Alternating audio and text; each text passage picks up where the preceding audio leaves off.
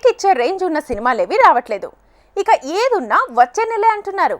నాని దసరా నుంచి విశ్వక్ సేన్ దమ్కి వరకు ఈ సినిమాలు వస్తే కానీ అసలు సినీ పండుగ షురూ కాదు. సంక్రాంతి తర్వాత మిస్ అయిన సినీ సందడి మొత్తానికి ఉగాదికే వచ్చేసేలా ఉంది. ఫిబ్రవరిలో బాక్స్ ఆఫీస్ ఊగిపోయేంత పెద్ద హిట్లు రాలేదు. ఇక మీదటొచ్చేవి కూడా చెప్పుకోదగ్గ సినిమాలు కాదు. ఏదైనా సందడంటూ స్టార్ట్ అవ్వాలంటే దసరా దరవు వినిపించాకే అంటున్నారు. Natural star Nani movie Dasara Ugadi special గా మార్చ్ ఎండ్ కి రాబోతోంది.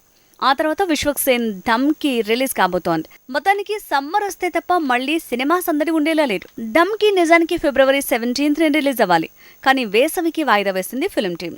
ఏప్రిల్లో ధమ్కితో విశ్వక్ సేన్ దండెత్తబోతున్నాడు. కార్తికేయ హీరోగా తెరకెక్కిన మూవీ బెదురు లంక కూడా వచ్చే నెలలోనే రాబోతోంది. సమ్మర్లో అసలైన సినీ సందడి మొదలు కాబోతోంది. ఈలోపు వచ్చే సినిమాలన్నీ లో బడ్జెట్ ప్రయోగాలే అని తెలుస్తోంది. కన్నడ స్టార్ ఉపేంద్ర చేసిన కబ్జా కూడా వేసవికి వెల్కమ్ చెప్పబోతోంది.